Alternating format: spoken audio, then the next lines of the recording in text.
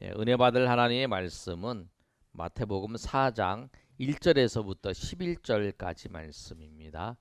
마태복음 4장 1절에서부터 11절까지 말씀. 신약성경 4페이지에 있습니다. 우리 한 절씩 교독하겠습니다. 그때 예수께서 성령에게 이끌리어 마귀에게 시험을 받으러 광야로 가사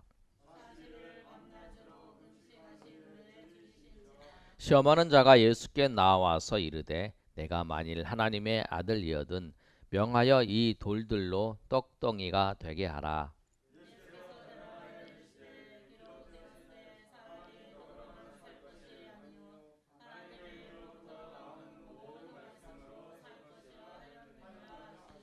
이에 마귀가 예수를 거룩한 성으로 데려다가 성전 꼭대기에 세우고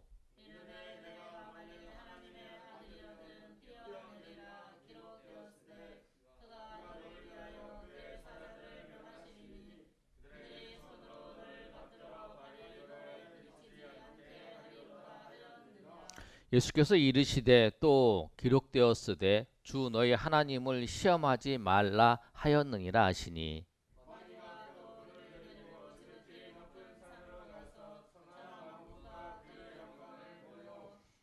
이르되 만일 내게 엎드려 경배하면 이 모든 것을 내게 주리라.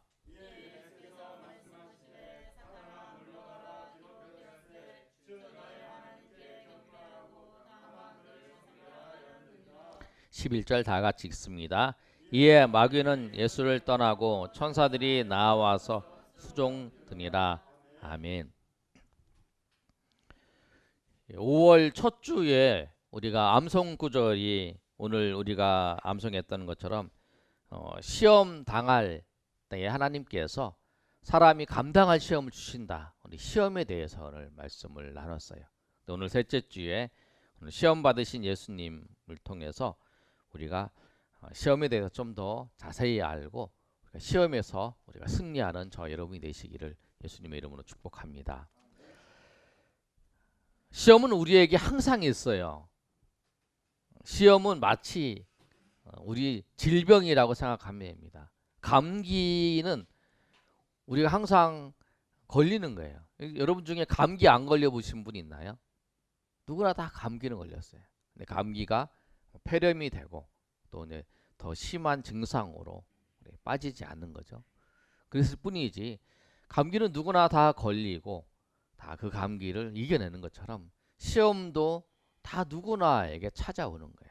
그런데 그 시험을 어떻게 이겼느냐, 어떻게 극복하느냐, 그것이 항상 중요한 문제입니다. 지난주에 우리 전도를 하다가 우리 출석했던 우리 김기종 성도님 만났는데 이제는 교회 나오실 때 뭐 소화가 안 된다, 막 그런 얘기를 하시길래 가서 병원에 가서 좀 진단을 받아보고 그래라. 근데 암이 걸릴까봐 무서워서 못 가겠다, 막 그러시더라고요. 나중에 이제 검사를 했는데 보니까 이제 그 간암과 대장암이 걸려서 지금 고생을 하시고 계시더라고요. 시험이나 질병 그거를 놔두면 안 되는 거예요. 극복을 해야 돼. 시험은 극복을 해야 되고 시험을 이기면 우리가 신앙적으로 성숙하지만 시험에서 지면 우리가 아주 죄에 빠져서 죄의 고통에 빠져가는 것처럼 우리 질병에도 그 질병을 우리가 이겨야 되는 거죠. 극복을 하는 거예요. 우리가 시험을 예수님이 시험 받으신 예수님께서 극복하셨던 것처럼 우리도 삶의 자리에서 언제든지 누구에게나 찾아올 수 있는 그 시험에서 승리하신 저 여러분 되시길 소망합니다. 우리가 이런 생각을 할 수 있어요. 내가 성령의 인도하심을 받으면 나의 삶에는 절대 시험이 없다. 그렇게 생각할 수 있는데 그건 아니에요. 오늘 마태복음 4장뿐만 아니라 마가복음, 누가복음에도 예수님이 시험 받으신 이 사건을 기록해 놓았어요. 근데 누가복음에 보면 누가복음 4장 1절에서 2절까지 말씀을 보면 이렇게 기록되어 있습니다. 예수께서 성령의 충만함을 입어 PPT 준비 안 됐나요? 예수께서 성령의 충만함을 입어 요단 강에서 돌아오사 광야에서 40일 동안 성령에게 이끌리어 마귀에게 시험을 받으시더라. 이렇게 말씀하고 있어요. 예수님께서 성령의 충만함을 입어서 요단강에서 돌아왔는데 성령의 충만함을 입었는데도 성령께서 이끌리셔서 성령이 이끌으셔서 마귀에게 시험을 받게 하셨다라는 거예요. 그러니까 그 예수님도 성령이 충만한 상태에서 가서 그 마귀 시험을 받는 거예요. 시험은 우리가 성령 충만한 상태에 있어도 시험이 우리가 찾아오고요. 우리가 힘들고 어려운 상황이 있을 때에도 찾아와요. 우리가 여러분이 신학을 했고 여러분이 목사님이 돼도 누구나 다 시험은 찾아옵니다. 왜 그러냐면 오늘 시험 받으신 분이 누구시냐면 예수님이세요. 예수님이 누구시냐면 하나님이신 성자 하나님이 사람이 되신 분이에요. 근데 하나님이신 예수님마저 시험했던 그 사탄 마귀가 사탄이 이름이 사탄 마귀 같이 쓰잖아요. 오늘도 예수님께서 말씀하실 때에 마귀들이 시험 받으셨다고 했는데 마태복음에 보면 10절에 보면 사탄아 물러가라 이렇게 말씀하잖아요. 그래서 사탄 마귀 이렇게 혼용했으니까 제가 사탄 마귀를 같이 써도 여러분 잘 이해하시기 바랍니다. 그래서 이 마귀가 누구를 시험은 예수님도 시험을 해요. 예수님도 시험하는데 우리를 시험하지 않나? 당연히 우리도 시험합니다. 여러분도 삶의 자리에 있을 때 크고 작은 시험을 우리 사단이 마귀가 우리 가운데 하고 있다는 사실을 알고 예수님께서 오늘 이 시험에서 이기신 그 본을 보여주신 것처럼 예수님을 따라서 우리가 승리하시기를 소망하는데 우리가 첫 번째로 마귀가 예수님을 시험한 게 무엇인지를 살펴보고 또 두 번째, 세 번째를 이렇게 살펴보면서 예수님 그 시험들을 어떻게 이기셨는지 보시고 여러분이 그 예수님을 따라서 삶의 자리에서 승리하시기를 소망합니다. 첫 번째 마귀의 시험이 무엇일까요? 첫 번째 마귀 시험은 예수님한테 돌이 떡이 되게 하라고 시험했어요. 예수님한테 이 돌을 떡이 되게 하라. 그것이 예수님한테 준 시험이었습니다. 오늘 마귀가 뭐라고 말하면서 시험을 했냐면 3절 말씀 한번 읽어볼까요? 시작. 시험하는 자가 예수께 나와서 이르되 내가 만일 하나님의 아들이거든 명하여 이 돌들로 떡이 되게 떡덩이가 되게 하라. 이렇게 말씀하고 있죠. 그 뭐냐면 시험하는 자가 와서 이 돌을 떡이 되게 하라 라고 이렇게 말한 거예요. 명령을 한 거예요. 그런데 이 돌이 떡이 되게 할 때 상황이 예수님이 어떤 상황 가운데 있었나? 앞에 그 앞절을 보면은 40일을 밤낮으로 금식한 후에 줄이셨어요.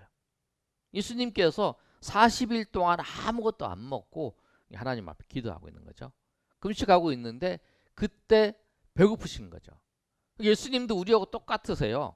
사람이 되셨기 때문에 우리와 똑같이 고통도 겪으시고 우리에게 우리처럼 똑같이 때가 되면 배고프시고 또 목마르시고 그 예수님이 십자가 위에서 나 목마르다라고 말씀하신 것도 기억하시잖아요.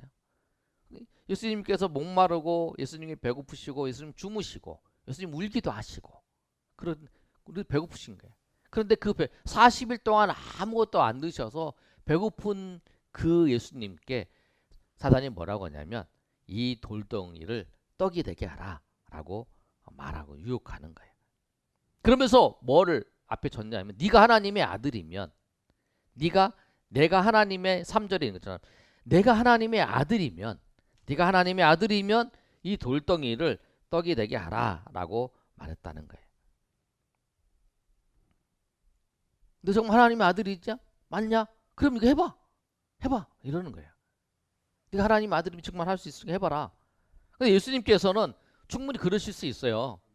여러분 오병이어 기적에서 예수님께서 그 보리떡 5개와 물고기 2마리를 가지고 그 5,000명을 먹이고도 남을 정도로 그렇게 만드셨어요. 예수님께서 어떻게 하셨어요?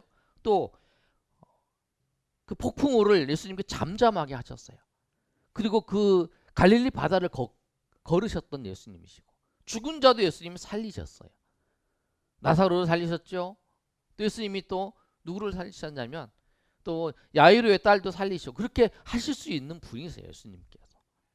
그런데 예수님께서 그렇게 하실 수 있는 분인데 예수님께서 떡덩이를 이 돌을 떡이 되게 하라 라고 하나님 네가 하나님의 아들이면 그렇게 해봐라 라고 하는 거예요. 근데 이 시험이 뭐냐면 이거예요. 네가 하나님의 능력이 있지 하나님의 주신 은사가 있고 하나님의 권능이 있지 하나님의 권능이잖아요. 예수님이 하나님이시니까 하나님의 권능이지 그 권능을 네가 배고픈 거 네가 육체적인 욕구를 채우는 데 사용하라 그렇게 말하는 거죠. 그런데 예수님께서 이거에 대해서 단호하게 거절하셨어요. 시험을 나의 권능과 나의 은사와 나의 모든 것은 하나님의 뜻을 위해서 하나님의 영광을 위해서 아버지 영광을 위해서 사용하는 거지 내가 나의 배고픔을 위해서 나의 이익을 위해서 추구하면서 사용하는 것이 아니다 라고 예수님께서 말씀하시는 거예요. 예수님이 이 시험을 한 번 이겼어요. 그러면 사단은 시험을 이겼으면 사단은 다음에도 이 시험을 하지 않을까요? 예수님이 한 번 이겼으니까 승리했어. 여기에서는 이겼어. 그렇다고 사단이 그냥 놔둘까요? 아니에요. 사단은 끊임없이 그리고 마지막 순간에도 예수님 앞에 똑같은 시험을 합니다. 마태복음 27장 39절에서 41절까지 말씀을 보면 예수님께서 십자가에 못 박혔을 그 장면이에요. 그런데 지나가는 사람들이 39절 한번 읽어볼까요? 시작. 지나가는 자들은 자기 머리를 흔들며 예수를 모욕하여 이르되 성전을 헐고 사흘에 짓는 자여 내가 만일 하나님의 아들이여든 자기를 구원하고 십자가에서 내려오라 하며 우리 40절 한번 그대로 좀 보여주세요. 40절 말씀을 그 사단이 예수님 앞에 네가 하나님의 아들이면 이 돌덩이를 떡덩이가 되게 하라 라고 하는 시험이 첫 번째 시험이었어요. 근데 예수님 그 시험에 이기셨어요. 오늘 우리가 본문의 말씀처럼. 근데 십자가에서 죽으실 때도 이제는 사단이 하는 게 아니라 지나가는 사람들이 그 사단이 첫 번째 시험을 했던 그 시험 말을 그대로 하는 거예요. 네가 하나님의 아들이면 봐요. 성전을 열고 삶을 짓는 자니 내가 하나님의 아들이거든. 똑같아요. 사탄이 얘기한 거. 자기를 구원하고 십자가에 내려와라 그러는 거예요. 십자가에 예수님이 십자가에 내려오셔서 이들을 다 멸하실 수 있어요. 왜? 하나님이시니까. 그런데 그러면 하나님 성부 성자 성령 하나님께서 우리를 구원하시기 위해서 십자가에서 죽으시고 우리를 위해서 대속하신 그 구속의 은혜, 구속의 그 역사를 이루지 못하는 거잖아요. 사단은 뭐냐면 네가 지금 하나님의 아들을 나타내는 걸 보는 걸 통해서 하나님이 원하시는 일, 하나님의 뜻을 이루지 못하게 방해하는 거예요. 끝까지 방해한다는 거예요. 우리에게도 그렇게 우리를 유혹합니다. 여러분 어떤 시험을 넘었어요. 그러면 이 시험이 나는 이제 절대 안 본 이 시험이 우리가 나한테는 절대 안 찾아온다. 아니에요. 여러분이 여러분의 틈만 있을 때 사단은 여러분이 어떤 상황이 있을 상관없이 한번 무조건 한 번씩 여러분을 한번 찔러보는 거예요. 마치 보이스피싱 하는 사람이 전화해봐서 걸리면 좋고 안 걸리면 말고 그러는 것처럼 사단은 지금도 찔러보는 거예요. 우리에게 지금도 유혹합니다. 이렇게 네가 하나님의 아들이면 네가 그렇게 살고 있느냐? 네가 하나님의 아들이면 네가 그렇게 사느냐? 하나님의 아들이면 네가 하는 사업이나 네가 하는 일이나 네가 하는 모든 것이 잘 돼야지. 그렇게 유혹하면서 네가 하나님의 아들이면 네가 교회를 다니면 하나님의 아들이면 네가 잘 돼야 되지 않겠냐? 네가 그 능력을 통해서 이런 일을 사용하지 않겠냐? 이렇게 유혹을 하는 거예요. 우리의 관심을 어디에 두냐면 우리의 욕구를 채우는데 내가 원하는 것을 채우는데 관심을 갖고 살게 한다는 거예요. 근데 예수님께서 오늘 이것을 분명히 물리치셨어요.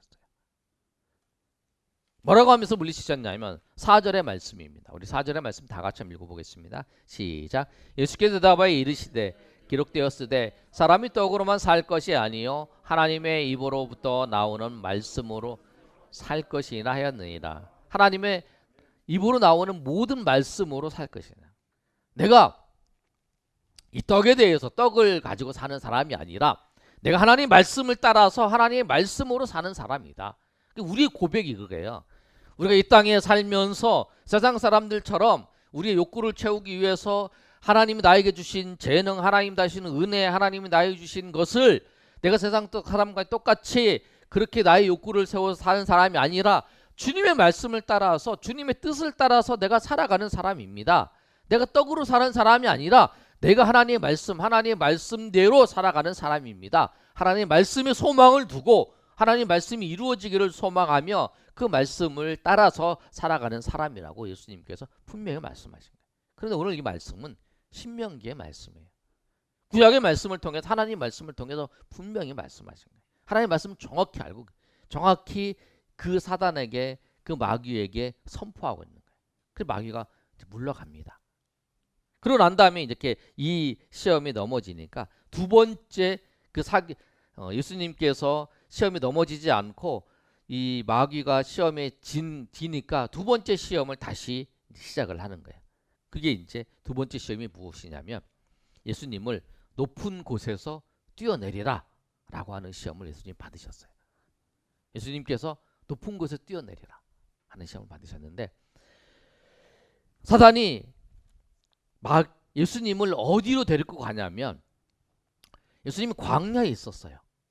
광야에 아무도 없고 들짐승만 있는 곳이 광야였어요. 그래서 돌을 떡이 되게 하라 라고 했는데 두 번째 예수님은 어디로 데려가냐면 5절의 말씀을 한번 읽어볼까요? 자, 시작. 이에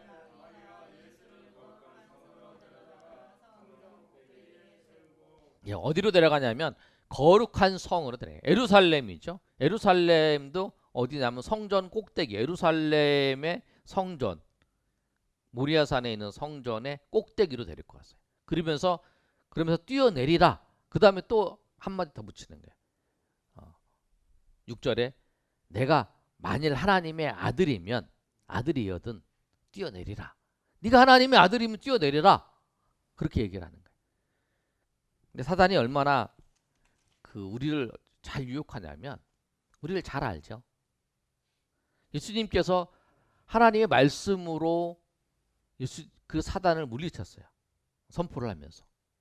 그러니까 이번에는 사단이 어떻게 공격을 하냐면 하나님의 말씀을 가지고 공격을 하는 거예요.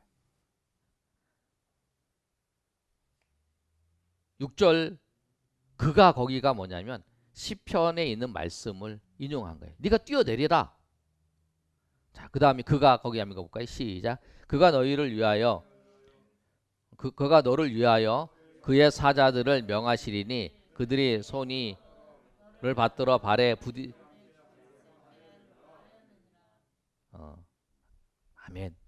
이게 뭐냐면 시편 91편 11절과 12절의 말씀이에요. 네가 뛰어내려라. 그러면 이 시편 91편 11절과 12절의 말씀이 있지 않느냐. 그의 사자들에게 명하셔서 하나님께서 그들의 손으로 너를 받들어서 발이 부딪히지 않게 할 것이다. 그러니까 너 뛰어내려라. 네가 만약 하나님의 아들이면 뛰어내려라. 그런 거죠. 그러니까 우리가 그런 거예요. 그 아파트 옥상에 이제 10층 이상 되는 아파트 옥상에 올라가서 내가 여기서 뛰어내도 죽지 않고 나 멀쩡합니다. 그럼 사람들 다 모일 거 아니에요. 그래서 내가 뚝 뛰어내렸어요. 근데 내가 멀쩡한 거예요. 와, 저 사람 정말 대단한 사람이다. 막 그러고 사람들이 다시 볼 거 아니에요. 내가 만약에 그럴 수 있다면. 네가 만약에 하나님의 아들이면 그렇게 해봐라. 하나님이 시편의 91편 11절과 12절의 말씀을 통해서 붙들어 주신다고 하지 않았느냐라고 하면서 뛰어내리라고 그런 거예요. 그런데 여러분 우리가 잘 봐야 돼요. 시편 91편 11절과 12절의 말씀을 우리 한번 제가 찾아봤는데요. 한번 읽어보겠습니다. 시작. 그가 너를 위하여 그의 천사들을 명령하사 내 모든 길에서 너를 지키하심이라. 그들이 그들의 손으로 너를 붙들어 발에 아멘. 발을 그들의 손으로 너를 붙들어 발이 부딪히지 않게 한다. 그게 뭐냐면 뛰어내렸을 때 선사들이 이렇게 받쳐준다는 얘기가 아니라 하나님께서 하나님 백성들이 하나님의 말씀을 따라서 살아가는 자들에게 걸어갈 때, 길을 걸어갈 때에 그 발에 부딪히지 않게, 그 발이 돌에 부딪히지 않게 한다는 건 뭐냐면 그들의 인생 속에서 넘어지지 않게, 거리에서 넘어지잖아요. 부딪히면 넘어지잖아요. 넘어지지 않게 하신다는 말씀이에요. 근데 그 말씀을 왜곡해서 이 사단이 거기서 떨어지면 받쳐줄 거다. 그렇게 해봐라. 이렇게 얘기를 하는 거예요. 사단이 우리를 그렇게 유혹합니다. 하나님 말씀을 제대로 모르면 하나님 말씀으로 그걸 유혹하는 거예요. 얼마나 많은 이단들이 그렇게 유혹을 하고 있어요. 정확하게 하나님 말씀을 알아야 해요. 하나님께서 하나님이 우리 가운데 말씀하신 그 말씀을 정확히 알면 우리가 그 시험에서 넘어지지 않아요. 내가 시험에 빠지는 이유가 뭐냐면 주의 말씀을 정확히 알고 알기만 하는 게 아니라 말씀대로 살지 못해서 그런 거예요. 행하지 못하는 거예요. 내가 알아. 그런 사람 있죠? 목사님, 내가 그거 다 알아요. 그렇지, 우리 다 알아요. 살지 못하고 그걸 믿지 못하는 거예요. 믿지 못하는 건 살지 못하는 거죠. 예수님이 십자가에서 죽으신 거 사람들이 영화도 보고 다 알아요. 근데 그거 믿지 못하는 거예요. 그 믿지 못해도 구원을 못 받는 거죠. 그 믿지 못하니까 그 하나님 앞에 나와서 예배하지 못하는 거예요. 다 알아요. 네, 내가 성경도 읽어봤고 내가 다 알아요. 근데 정확히 그걸 모르는 거예요. 그거는 내가 정말 예수님을 알면, 예수님을 정말 내가 주님으로 고백하고 알면 하나님 앞에 나와서 예배하고 그 주의 말씀대로 살아가는 그런 것이고, 주의 말씀대로 살아가는 그 안에 살아가는 것이 정말 우리 인생의 참 기쁨이고 소망인 것을 아는 거라는 거예요. 예수님은 그거를 분명히 그거를 보여주시게. 예수님이 시험을 이기지 못한 게 아니라 우리 가운데 어떻게 시험을 이기는지 예수님이 본으로 보여주신 사건이 이 사건이라는 거예요. 근데 예수님이 이번 물리치실 때에도 그렇게 물리치시는 거예요. 7절에 있는 것처럼 예수께서 이르시되 또 기록되었을 때 주 너의 하나님을 시험하지 말라. 이 말씀은 뭐냐면 신명기의 말씀하신 거예요. 예수님께서 하나님이 시험하지 말라라는 거예요. 내가 이거 떨어지면 하나님이 날 받쳐주실 것이다. 이렇게 시험하지 말라는 거예요. 내가 2층에 떨어질 때 하나님께서 살아계시면 하나님께서 나를 받쳐주실 것이다. 이렇게 시험하지 말라는 거예요. 하나님이 시험하지 마요. 하나님은 시험의 대상이 아니다. 우리는 하나님 말씀에 대해 순종하는지 하나님을 시험하는 대상이 아니다. 그래서 사단에게 너 하나님을 시험하지 말라라고 말씀하면서 그를 물리친 거라. 세 번째, 그러니까 이제 예수님께서 두 번째 시험에서 이제 물리치셨어요. 그랬더니 세 번째 시험을 사단이 이제 마귀가 합니다. 세 번째 시험은 뭐라고 하냐면 이제 예루살렘 그 성전 높은 곳에 있던 예수님을 어디로 데리고 가시냐면 8절 말씀 우리 다 같이 읽어보겠습니다. 시작.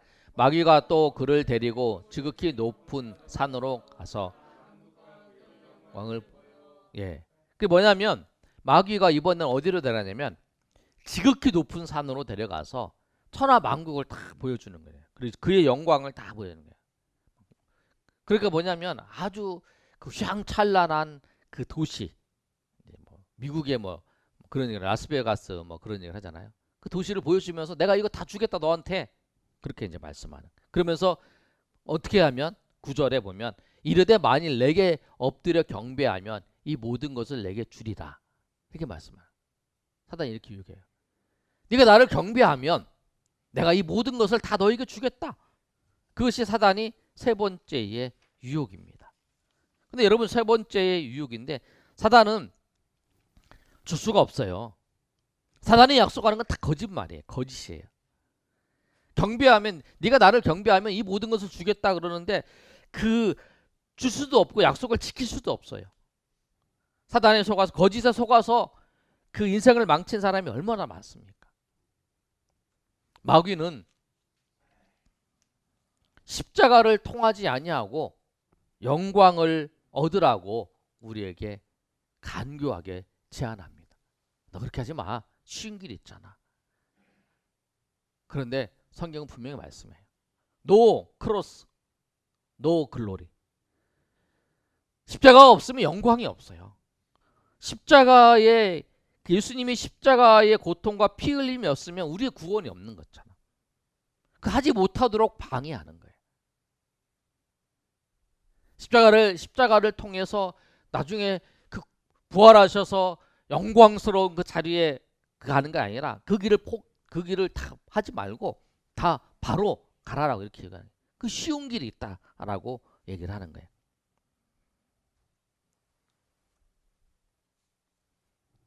여러분, 우리가 하나님의 말씀 우리 가운데 꼭 그게 있어야 돼요. 하나님의 말씀을 우리가 알고 그 말씀을 지키는 순종하는 그 과정, 그 과정이 우리 가운데 있어야 된다는 거예요.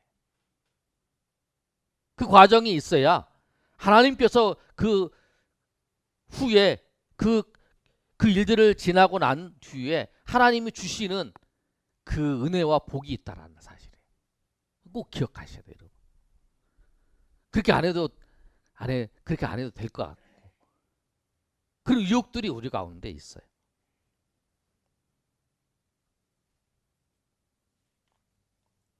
그 예수님께서 오늘 승리하실 때에 그 시험 승리하실 때 뭐 과정 속에 신명기 8장 3절의 말씀을 통해서 첫 번째 그 시험을 이기셨고, 두 번째 시험은 신명기 6장 16절의 말씀을 통해서 물리치셨고, 세 번째 시험은 신명기 6장 13절의 말씀을 통해서 이기셨어요. 근데 우리가 정말 승리하는 길이 뭐냐면 말씀을 확실히 알고 그 말씀을 따라서 사는 길이 승리하는 길이에요. 말씀을 따라 사는 길이. 첫 번째는 말씀을 정확히 모르면 넘어져요. 그리고 말씀을 알면 그 말씀대로 살아가는 그 시기가 그 기간이 있어야 된다.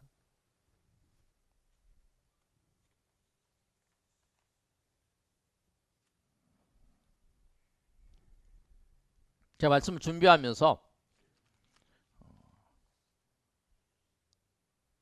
여러 가지 생각을 해봤어요. 여러분이 정말 하나님 은혜 가운데에서 하나님이 주시는 은혜와 하나 복을 받기를 원하십니까? 그렇다면 여러분, 말씀을 분명히 알고 그 말씀을 지키는 그 시기, 그 기간들이 있어요. 변함없이 그 말씀을 지키는 그 순간이 지나면 언제인지 모르지만 하나님이 은혜를 주세요. 주의를 지키는 것도 그렇고, 여러분, 주의를 지키는 것도 내 평생 신앙생활 하는데 한번 뭐 주일 한번 빠져도 되지, 그렇게 생각할 수 있어요, 여러분.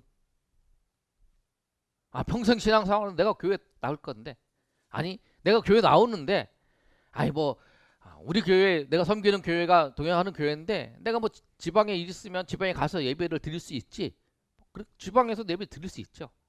그런데 여러분, 그게 있는 것 같아요. 제가 우리 자녀 보니까 이제 그 6년이죠. 6년 동안 우리 이제 주일날 우리 피아노 치는 우리 청년이 청주에서 이제 2시간 반 걸릴 거야.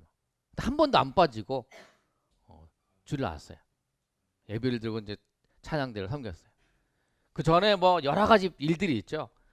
뭐 학교에서 MT도 있고, 또 시험 준비하는 데 있어서 주일날 뭐 시험 보는 것도 있고, 뭐 그러는데 딱 포기하고 아무튼 왔어요.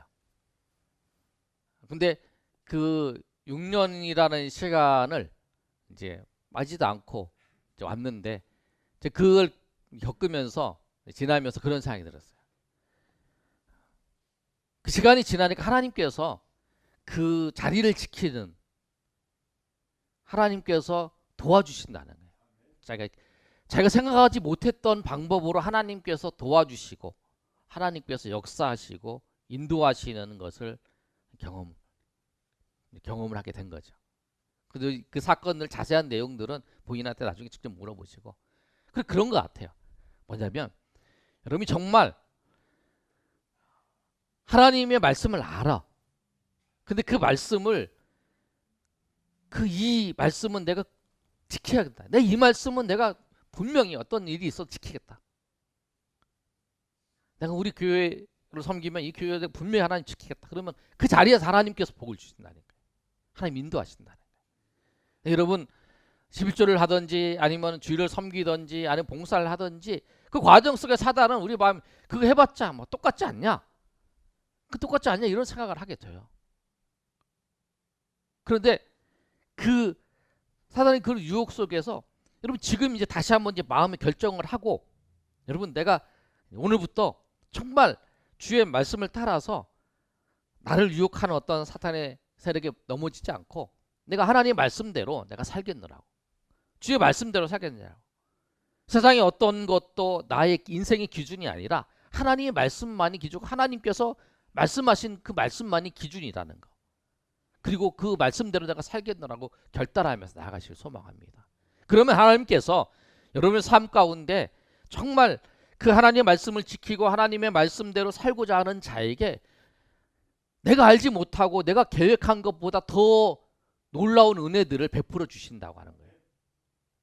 그걸 여러분 경험하시고 내가 그런 힘든 기간들 어려운 기간들이 있었지만 주님께서 그거를 보시고 나를 불쌍히 여겨주셔서 나에게 은혜 베풀어 주셨다고 하는 고백들이 저 여러분에게 있기를 소망합니다. 그것이 시험을 이기는 길이라는 거예요.